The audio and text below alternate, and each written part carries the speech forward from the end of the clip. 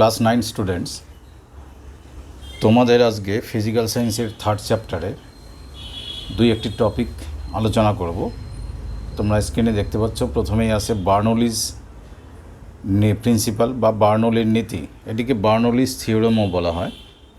তো বিষয়টি কি, ইনি একটি নীতি বা শক্তির সংরক্ষণ সূত্রের উপর ভিত্তি করে ধারারেখ প্রবাহের ক্ষেত্রে ধারারেখ প্রবাহ বা স্ট্রিম লাইন ফ্লোয়ের তোমরা তো আগের ডেফিনিশন পেয়ে গেছো, সেই ধারারেখ প্রবাহের ক্ষেত্রে শক্তির সংরক্ষণের সূত্রের বা ল অফ কনজারভেশন অফ এনার্জির একটা নীতি উপস্থাপন করেন। তো সেখানে নীতিটি এরকম বলা আছে যে উনি বলেছেন যে আদর্শ প্রবাহীর ধারারেখ প্রবাহের ক্ষেত্রে, আদর্শ মানে আইডিয়াল ফ্লুইডের আর কি। তো আমি একটু লিখে নিচ্ছি যে আদর্শ প্রবাহীর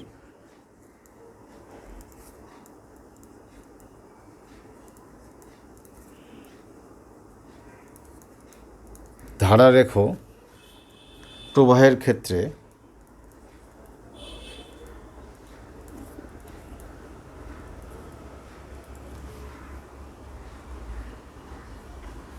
যে কোনো বিন্দুতে যে ফ্লুইডটা আছে তার কোনো একটি নির্দিষ্ট বিন্দুতে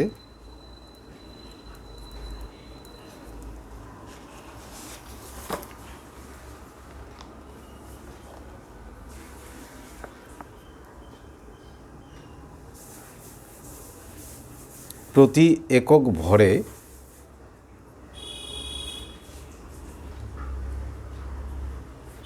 সেই বিন্দুতে 3টে শক্তি থাকে। সেই শক্তিগুলো হচ্ছে চাপ শক্তি,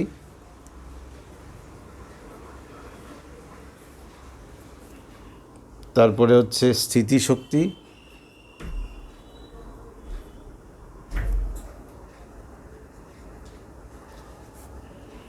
ও গতিশক্তি।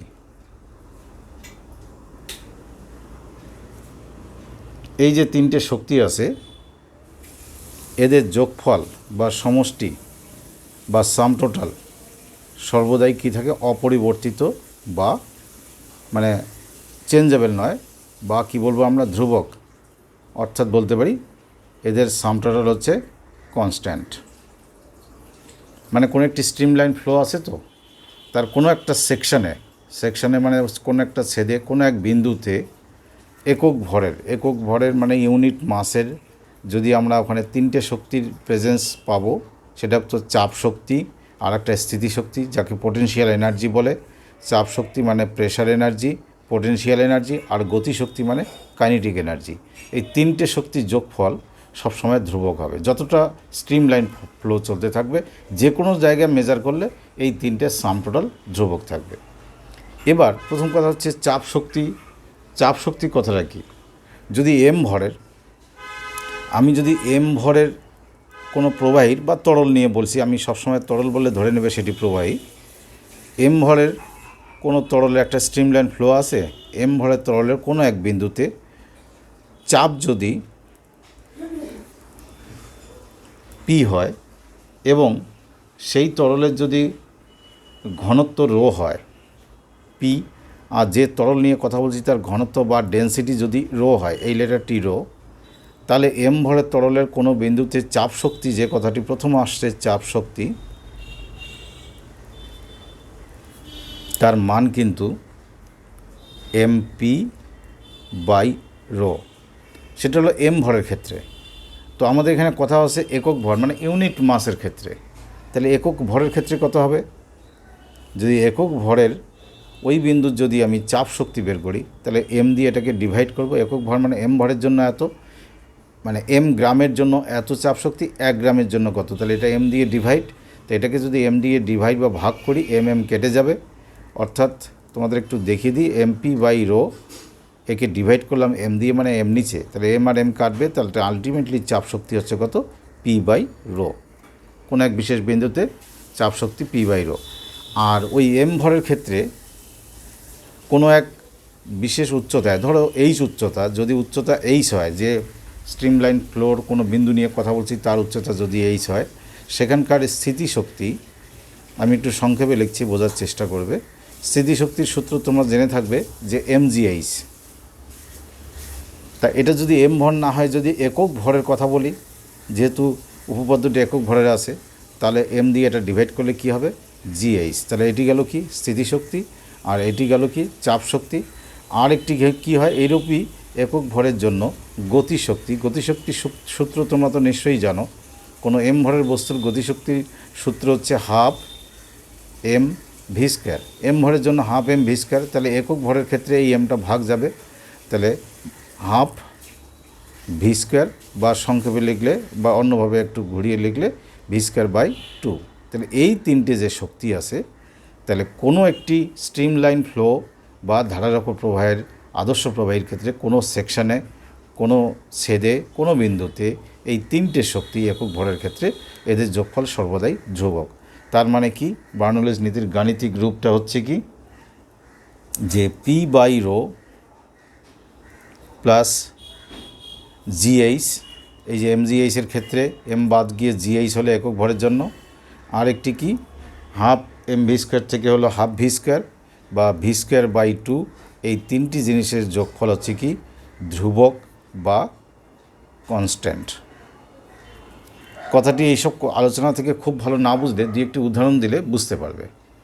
যা ধরো কোনো জায়গায় ধারারেখ প্রবাহ চলছে বা ধরো বায়ু প্রবাহ চলছে, তো একটি সার্টেন হাইটে মানে একটা নির্দিষ্ট উচ্চতায় স্থিতিশক্তি তো ধ্রুবক।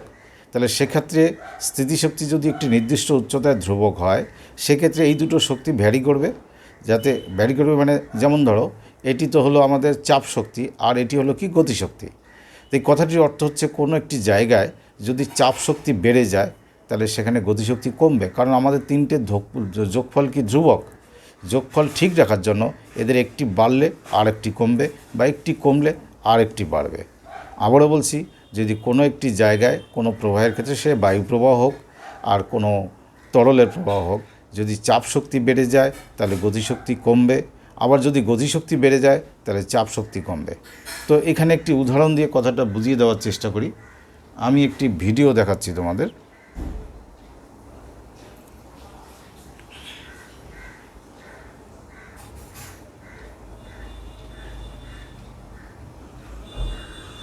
এই ভিডিওটি তোমরা দেখো। দেখো ঘরের টিনের চাল উড়ে গেল, যখন ঝড় আসে তখন ঘরের টিনের চাল উড়ে যায়। আর একবার দেখো বিষয়টি। এবং চাল সাধারণত উপরের দিকে উড়ে যায়। এরকম হওয়ার কারণ কি? এরকম হওয়ার কারণ হলো যে টিনের চালের যে শেপ থাকে, এই শেপ থাকে। এই হলো টিনের চালের ঘর।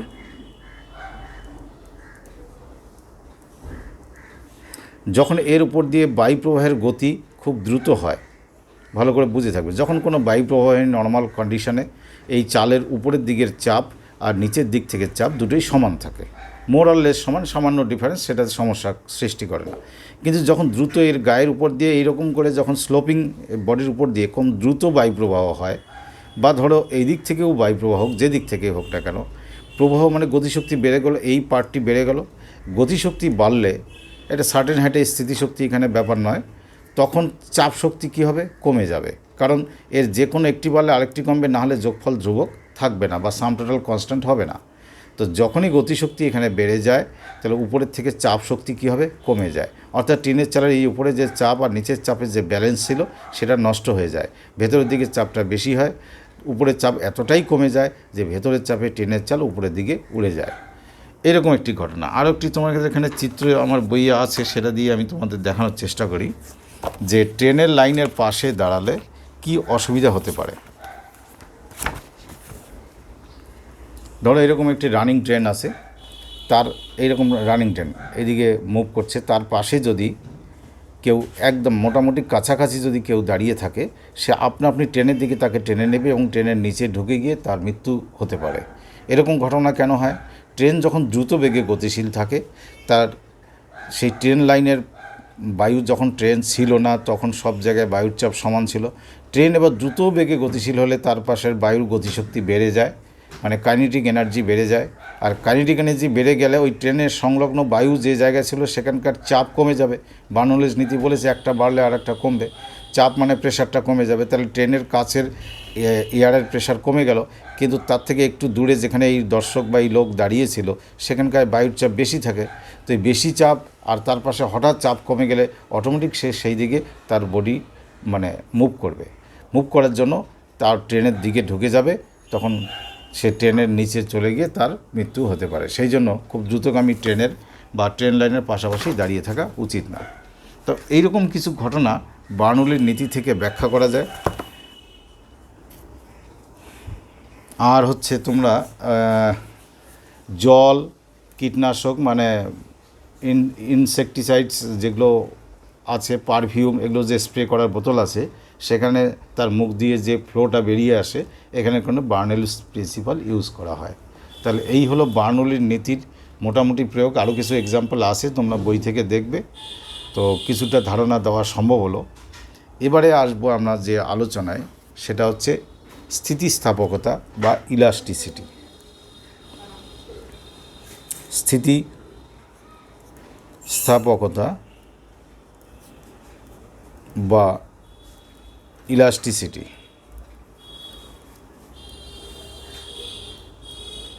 ইলাস্টিসিটি কথাটি বলতে গেলে তোমরা নর্মালি এই জিনিসটির কথা তোমরা বলে থাকবে যে এটাকে ইলাস্টিক বলে,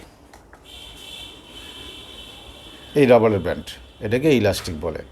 বা তোমাদের পেনের কতগুলো মানে টিকটক পেন আছে, তার ভেতরে যে রিফিল আছে তার গায়ে দেখবে একটা স্প্রিং লাগানো আছে, সেটাও এনে যদি এরকম টেনে ছেড়ে দাও, দেখবে আবার ও ব্যাক করে নিজের পজিশনে ফিরে আসবে। এটা হলো ইলাস্টিসিটির ব্যাপার। তো ইলাস্টিসিটির ব্যাপারটা কীরকম?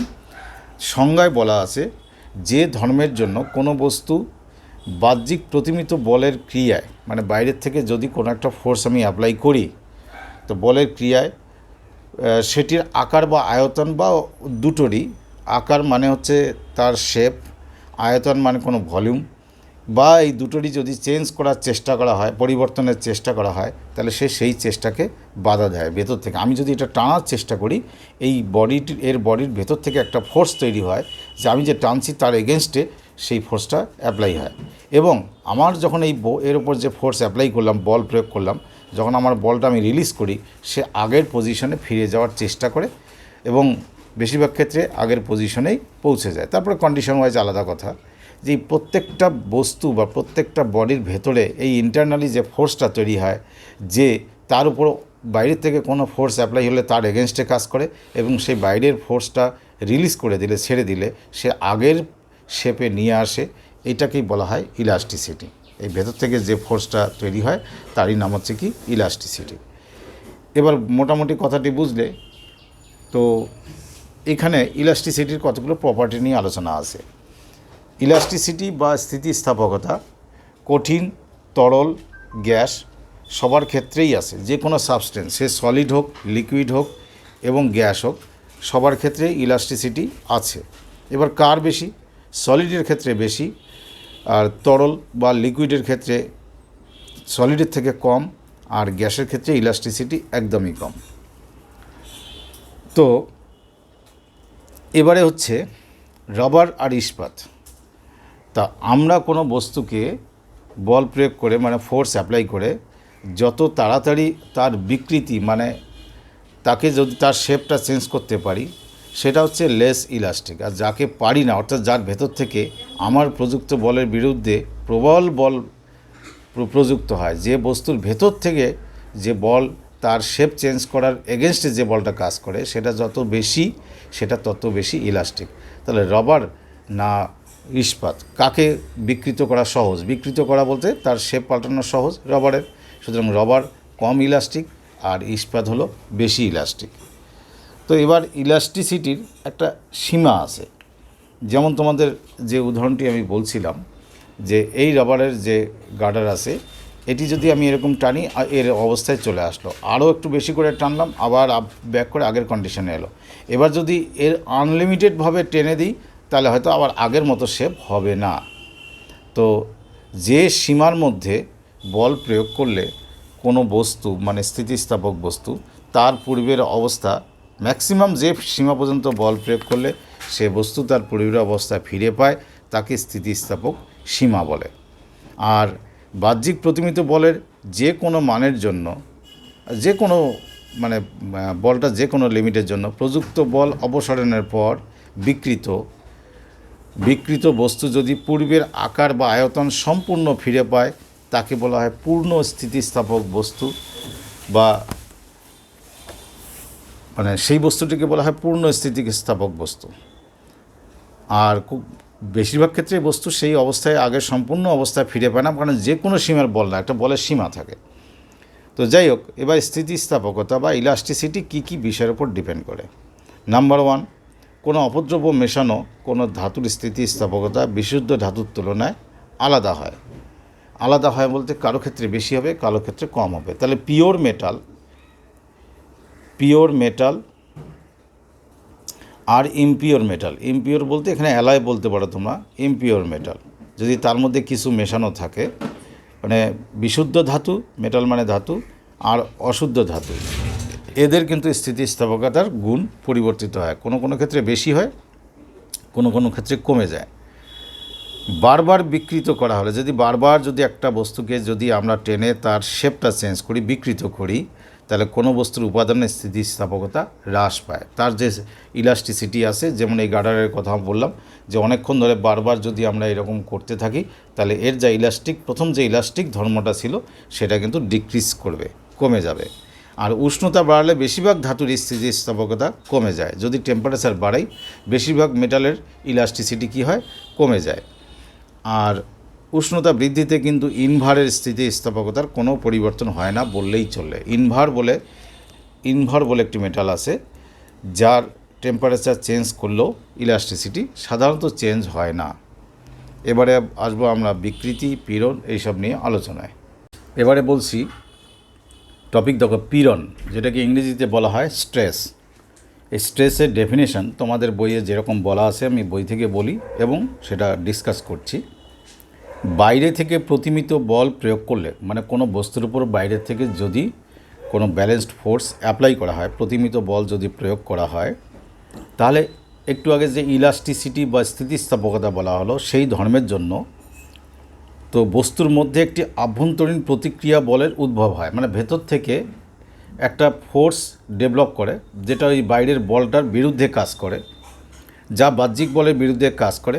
এবং বাহ্যিক বল অপসারণ করলে বস্তুকে তার যে বাইরের যে ফোর্সটা যদি আমি রিলিজ করে দেই, তাহলে বডিটাকে তার প্রিভিয়াস স্টেটে ফিরিয়ে নেওয়ার চেষ্টা করে, মানে তার পূর্বের আকার বা আয়তনে ফিরে পেতে চেষ্টা করে। এই যে ভেতর থেকে যে ফোর্সটা তৈরি হলো ভেতর থেকে, তা প্রতি একক ক্ষেত্রফলে, মানে পার ইউনিট এরিয়াতে এই যতটা ইন্টারনাল ফোর্স ডেভেলপ করে, ভেতর থেকে যে প্রতিক্রিয়া বল উৎপন্ন হয়, সেটাকেই বলা হচ্ছে কি, পীড়ন। তাহলে পীড়নের তাহলে আমি যদি ম্যাথামেটিক্যাল ইকুয়েশন বানাই, তাহলে পীড়নটা হবে যে প্রতিক্রিয়া বল বা ভেতর থেকে যে প্রতিক্রিয়া বল, মানে ইলাস্টিসিটির জন্য যে বলটা ভেতর থেকে ডেভেলপ করলো তাকে যদি আমি এফ লিখি, এবং তার কোনো ক্রস সেকশানে, যেখানে বলটা ডেভেলপ করলো তার কোনো ক্রস সেকশন বা প্রস্থচ্ছেদের ক্ষেত্রফল যদি এ হয়, এরিয়া, তাহলে প্রতি একক ক্ষেত্রফলে যে বল উৎপন্ন হলো সেটাই হলো পীড়ন। তাহলে পীড়ন ইকুয়াল টু এফ বাই এ। এখন যদি আমি এটাকে সিজিএসে তার ইউনিট বলার চেষ্টা করি, তাহলে ব্যাপার কী দাঁড়াবে, ফোর্সের ইউনিট বাই এরিয়ার ইউনিট, মানে বলের একক আর ক্ষেত্রফলের একক। তাহলে সিজিএসে বলের একক কি, ডাইন, আর ক্ষেত্রফলের একক কি, বর্গ সেন্টিমিটার বা সেন্টিমিটার স্কোয়ার। তো এটাকে তোমরা এইভাবে dyne into centimetre to the power -2 লিখতে পারো। তাহলে এসআই সিস্টেমে এর এরিয়া কী হবে, ডাইনের জায়গা হবে নিউটন প্রতি বর্গ metre, newton into metre to the power -2। তাহলে এভাবেও লিখতে পারো। তাহলে এবার যদি পীড়নের মাত্রা বা ডাইমেনশন আমরা লিখতে যাই, পীড়নের মাত্রা যদি লিখতে চাই আমি, মাত্রা বা dimension,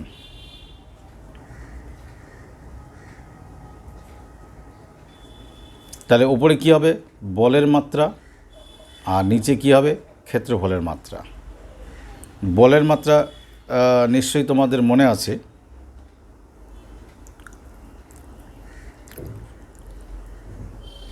m.L t two the power -2, আর ক্ষেত্রফলের মাত্রা কি L⁴ 2। তো যদি আমি এই নিচে 2 উপরে 1 আসে, তো বেসিক্যালি কততে গিয়ে পরিণত হবে m L⁴ 1, কারণ এই 2 উপরে গেলে -2 হবে আর এখানে 1 আসে, আর T⁴ কী হবে -2। তাহলে পীড়নের ডাইমেনশন পেলাম m L⁴ -2 T⁴ -2। তা এই হলো পীড়ন সম্পর্কিত আলোচনা। এবার পীড়নের পরে যে টপিক আসে তোমাদের হলো, সেটি হচ্ছে কি বিকৃতি। বিকৃতি যাকে আমরা বলি স্ট্রেইন।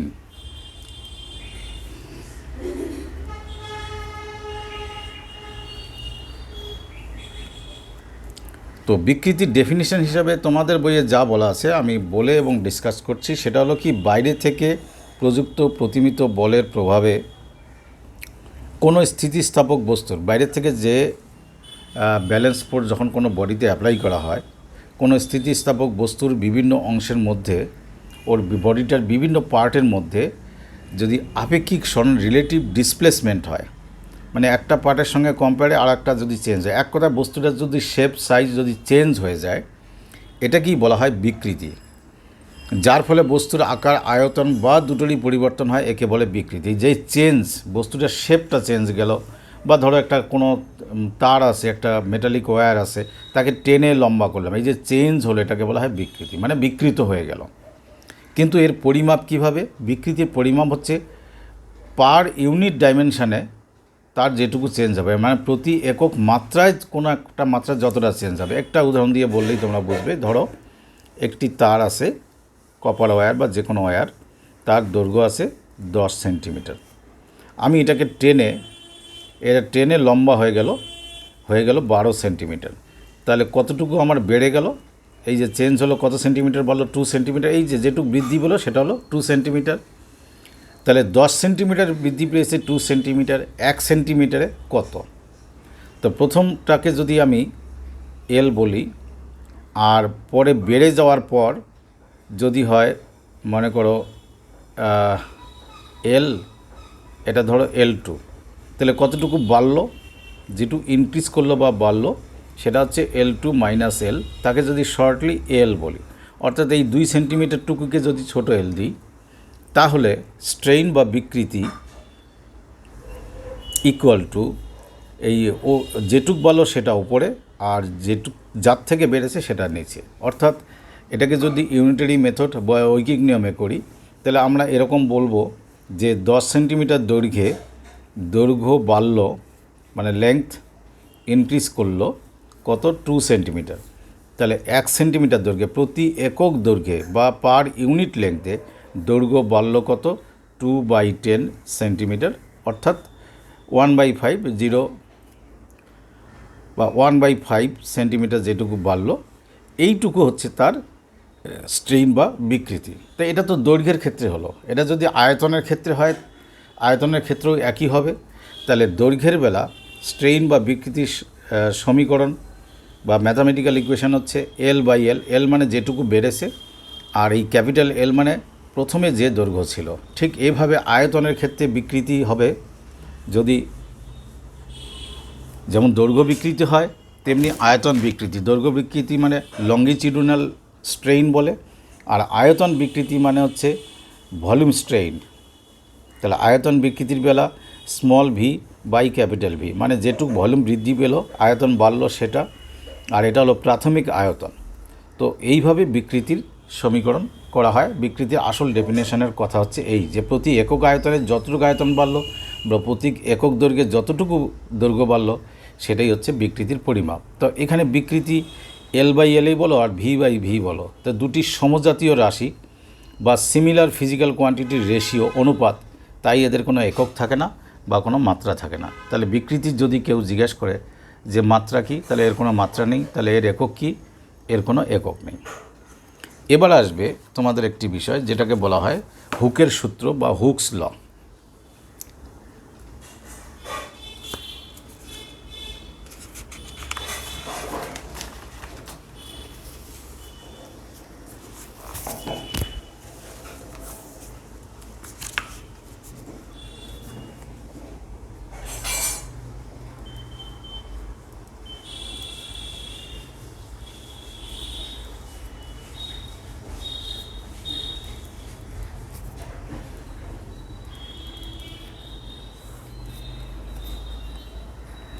হুকের সূত্র হলো স্থিতিস্থাপক সীমার মধ্যে, মানে উইদিন দ্য ইলাস্টিক লিমিট। যে কোনো বডির তো একটা ইলাস্টিক লিমিট আছে, তার বাইরে বল প্রয়োগ করলে সে আর ইলাস্টিক প্রপার্টিটা থাকে না, মানে স্থিতিস্থাপক ধর্মটা থাকে না। তো ইলাস্টিক লিমিটের মধ্যে বা স্থিতিস্থাপক সীমার মধ্যে পীড়ন আর বিকৃতি এই দুটো হলো সমানুপাতিক। পীড়ন মানে আমি কি বলেছি, স্ট্রেস, আর বিকৃতি মানে স্ট্রেইন। তার মানে stress is proportional to strain. পীড়ন আর বিকৃতি সমানুপাতিক। পীড়ন বাড়লে বিকৃতি বাড়বে, পীড়ন কমলে বিকৃতি কমবে। তো এদের পরস্পরের সমানুপাতিক। এই সমানুপাতিক থেকে তাহলে আমরা এখান থেকে তোমাদের ভেদের একটা নিয়ম আছে, যদিও ক্লাস 10-এ শিখবে। তাহলে আলটিমেটলি আসবে পীড়ন বাই বিকৃতি ইকুয়াল টু আসবে কনস্ট্যান্ট বা ধ্রুবক। আর তাহলে কোনো বস্তুর ক্ষেত্রে পীড়ন আর বিকৃতির অনুপাত বা রেশিও, এই রেশিওটা সর্বদাই কী হবে, কনস্ট্যান্ট বা ধ্রুবক। এই ধ্রুবককে বলা হয় স্থিতিস্থাপক গুণাঙ্ক বা মডুলাস অফ ইলাস্টিসিটি। তাহলে এই ধ্রুবক বা এই যে কনস্ট্যান্ট যে ভ্যালুটি পাবো আমরা, তাকে বলা হয় স্থিতিস্থাপক গুণাঙ্ক বা ইংরেজিতে যাকে বলা হয় মডুলাস অফ ইলাস্টিসিটি। তা এই মডুলাস অফ ইলাস্টিসিটি বা স্থিতিস্থাপক গুণাঙ্ক নির্ভর করে যে বস্তু এর ভ্যালুটা ডিপেন্ড করে বস্তুর যে উপাদান বা যে ম্যাটেরিয়াল দিয়ে তৈরি তার উপর। কোনো বস্তুতে একক বিকৃতি সৃষ্টি করতে যে পীড়নের উদ্ভব হয় তাকে স্থিতিস্থাপক গুণাঙ্ক বলবো। এই যে একক বিকৃতি সৃষ্টি করতে, অর্থাৎ ব্যাপারটা কি, পীড়ন আর বিকৃতি ইকুয়াল টু কনস্ট্যান্ট। এই কনস্ট্যান্ট পীড়নের ইকুয়াল হবে কখন, যখন এই বিকৃতির ভ্যালুটা 1 হবে। এখানে যদি 1 বসাই তাহলে পীড়ন ইকুয়াল টু বিকৃতি, পীড়ন ইকুয়াল টু এই কনস্ট্যান্ট ধ্রুবক। এই ধ্রুবককে বলেছি আমরা স্থিতিস্থাপক গুণাঙ্ক। তাহলে স্থিতিস্থাপক গুণাঙ্কের সংজ্ঞাটা আসবে এরকম যে একক বিকৃতি সৃষ্টি করতে যে পীড়নের প্রয়োজন হয় তাকে বলা হয় স্থিতিস্থাপক গুণাঙ্ক। তা এর একক সেই হিসাবে আসে নিউটন পার মিটার স্কোয়ার অথবা dyne into centimetre to the power -2। তোমরা নিশ্চয়ই দেখতে পাচ্ছ যে এই ইউনিট বা এই একক পীড়নের এককের সমান, কারণ বিকৃতি যখন আমরা ইউনিট করব তখনই পীড়নকেই বলা হয় মডুলাস অফ ইলাস্টিসিটি বা স্থিতিস্থাপক গুণাঙ্ক। তাই এর ইউনিট আর পীড়নের ইউনিট কিন্তু সেম। তো এই কথাটি মাথায় রাখবে। এইবার তোমাদের আরেকটি টপিক আসছে ইয়াং গুণাঙ্ক বা ইয়াংস মডুলাস।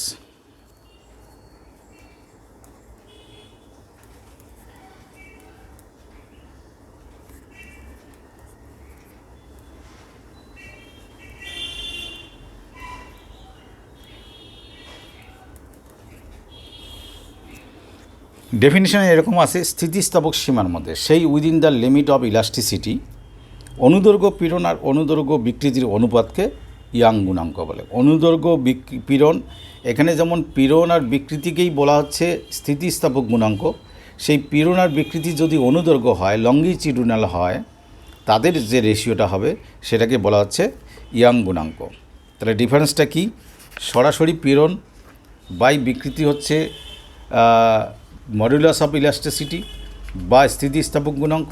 সেই পীড়নটা যদি অনুদৈর্ঘ্য হয় মানে লেংথের দিক থেকে হয়, আর বিকৃতিও যদি লেংথের দিক থেকে হয়, সেই রেশিওটার নাম হবে কি, ইয়াং মডুলাস। তো ইয়াং মডুলাসের যদি আমরা ইকুয়েশন লিখি, ইয়াং মডুলাসকে ওয়াই দিয়ে লেখে, তো এর কিন্তু ইকুয়েশন হবে W/A আর L/L। এই ডিসকাশন একটুখানি ক্যালকুলেশন বইয়ে আছে, এটা খুব জরুরি নয়, আমি শুধু ফর্মুলাটা দিচ্ছি। তো এখানে W হচ্ছে ওয়েট অফ দ্য সাবস্টেন্স, মানে যে বডির আমরা বিকৃতি ঘটাচ্ছি তার ওজন, আর এ হচ্ছে তার এরিয়া বা ক্ষেত্রফল বা প্রস্থচ্ছেদের ক্ষেত্রফল। ধরো একটি তারের কথা বলছি, এই যে তার যদি এরকম গোলাকৃতি হয়, তাহলে এই এই পার্টটার এরিয়া হচ্ছে এ, ক্ষেত্রফল বা এরিয়া এ, আর টোটাল ওয়েট হচ্ছে ডাব্লিউ, আর এল হচ্ছে তার ইনিশিয়াল লেংথ বা প্রথমে দৈর্ঘ্য, আর এই স্মল এল হচ্ছে যেটুকু দৈর্ঘ্য বাড়ানো হলো। ফাইনালি এর ইকুয়েশনটা আসবে W Y equal to, Y মানে ইয়ং গুণাঙ্ককে ওয়াই দিয়ে লেখে, W by A by L by A, L by L. তো এই ওয়াই যে আছে ইয়াং গুণাঙ্ক বা ইয়াং মডুলাস, এটিও কিন্তু বস্তুর উপাদানের উপর ডিপেন্ড করে। উপাদান বলতে যে ওয়্যার নিয়ে যদি আমরা আলোচনা করি, কোনো একটা তার নিয়ে, সেই তারটি কপারের না লোহার না ইস্পাতের, তার উপর এটি ডিপেন্ড করে। যেমন ইস্পাত মানে স্টিল, যেটা স্টেনলেস স্টিল, তার ওয়াই বা ইয়াং গুণাঙ্কের মান তোমাদের বইয়ে যেরকম দেওয়া আছে একটু মনে রাখার চেষ্টা করবে, 2 × 10⁻11 নিউটন পার মিটার স্কোয়ার, মানে এসআই সিস্টেমে ইস্পাতের ইয়াং গুণাঙ্ক এরকম দেওয়া আছে। এবারে কয়েকটি কথা, তোমাদের ডেইলি লাইফের কয়েকটি কথা আলোচনা করা দরকার, যেগুলো তোমাদের এখানে দেওয়া আছে, বিভিন্ন সময় তোমরা এগুলো ফেস করবে। যেমন কতগুলো কথা আছে। প্রথম কথা বলি যে ব্রিটলনেস বা ভঙ্গুরতা কাকে বলে। তার আগে তো একবার তোমাদের আলোচনায় আমি বলেছি যে রবার আর ইস্পাতের মধ্যে কোনটি বেশি স্থিতিস্থাপক। আমি বলেছি ইস্পাত বা স্টেনলেস স্টিল বেশি স্থিতিস্থাপক, মানে ইলাস্টিক। তো রবারের চেয়ে ইস্পাতে যদি আমরা ইস্পাতের বা রবারের বিকৃতি ঘটাতে চাই, বিকৃতি মানে তার কোনো বডির শেপ চেঞ্জ করতে চাই, তাহলে ইস্পাতে আমাকে অনেক বেশি বল প্রয়োগ করতে হবে। অর্থাৎ ইস্পাতের ভেতরে যেহেতু আমি অনেক বেশি বল প্রয়োগ করছি, ইস্পাতের যদি কোনো বিকৃতি ঘটাতে চাই, শেপ চেঞ্জ করতে চাই, তাহলে ইস্পাতের ক্ষেত্রে বেশি বল প্রয়োগ করতে হচ্ছে, অনেক বেশি শক্তি বা বল প্রয়োগ করতে হচ্ছে, কারণ এর ভেতরে তাহলে প্রতিক্রিয়া বল বেশি, তাই আমাকে অনেক বেশি বল প্রয়োগ করতে হচ্ছে। রবারের ক্ষেত্রে আমরা ইজিলি রবারের শেপ চেঞ্জ করতে পারি, তাই ইস্পাতের স্থিতিস্থাপকতা বা ইলাস্টিসিটি বেশি। আচ্ছা, এবার হচ্ছে এর এই ইলাস্টিসিটির অপোজিট একটি কথা আছে, যেটাকে বলা হয় ভঙ্গুরতা।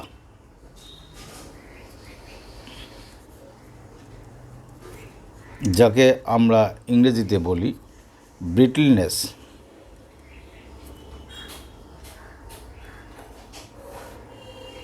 ভঙ্গুরতা বিষয়টা হচ্ছে কি, দেখবে কিছু কিছু জিনিস আছে হাত থেকে পড়লেই টুকরো টুকরো হয়ে যায়, খুব ইজিলি, একটু কম বেশি হলে হাত থেকে সামান্য পড়লেই ভেঙে যায়। এই খুব দ্রুত ভেঙে যাওয়াটাকে বলা হয় কি ভঙ্গুরতা। তো যে পদার্থে বাহ্যিক বল প্রয়োগ করলে স্থিতিস্থাপক সীমা ছাড়িয়ে যাওয়ার অল্প পরেই পদার্থটি ছিঁড়ে বা ভেঙে যায়, টুকরো টুকরো হয়ে যায়, সেই ধর্মটাকে বলা হয় ভঙ্গুরতা। কী জিনিস ভঙ্গুরতা? যেমন দেখবে চায়ের যে প্লেট, কাপ রাখার প্লেট বা কাপগুলো, সেগুলোও ভঙ্গুর, কাচ ভঙ্গুর।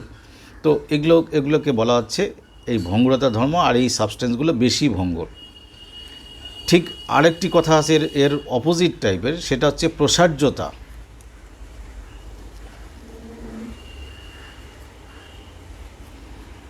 যাকে আমরা ইংরেজিতে বলছি ডাকটিলিটি।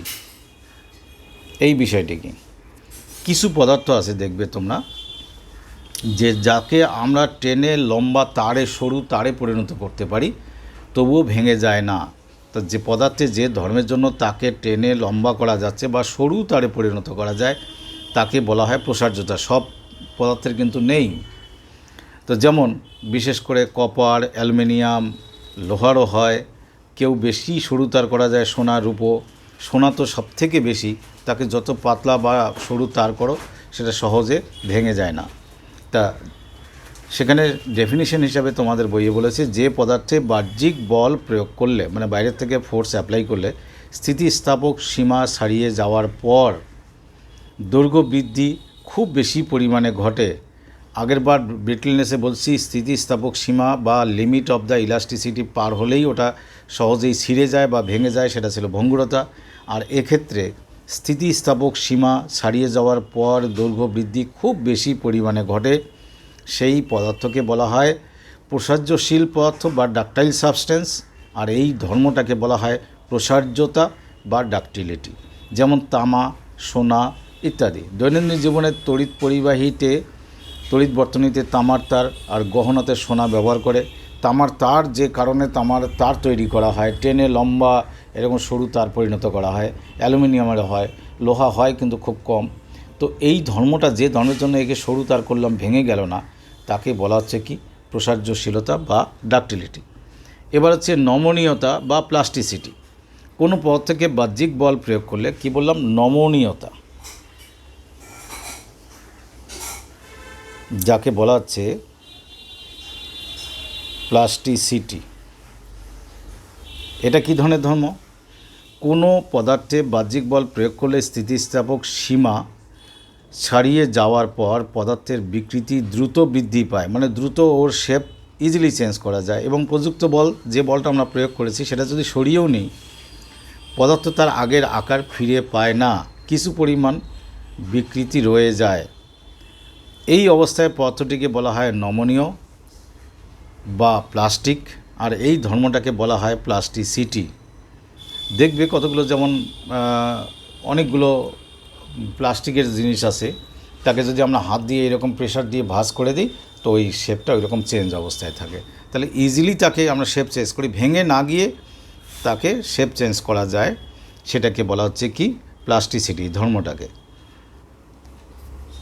তাই স্থিতিস্থাপক সীমা ছাড়িয়ে যাওয়ার পর রবার, তামা, সোনা প্রভৃতি পদার্থগুলিকে নমনীয় পদার্থের মতো আচরণ করে। এগুলো ইলাস্টিক লিমিট পার হয়ে যাওয়ার পরেও কি নাম বললাম, রবার, তামা, সোনা, এগুলো ওই যাদের ডাক্টিলিটি প্রপার্টি বেশি তাদের প্লাস্টিসিটি প্রপার্টিটাও বেশি, মানে এদের পাতলা শীট করলাম তবুও ভেঙে যায় না। তো এই পর্যন্ত হচ্ছে আজকের আলোচনা। আপাতত আমার হিসাবে চ্যাপ্টারের আলোচনা এখানে শেষ। তো এই চ্যাপ্টারে যদি কারো কোনো সমস্যা থাকে আমাকে জানাবে।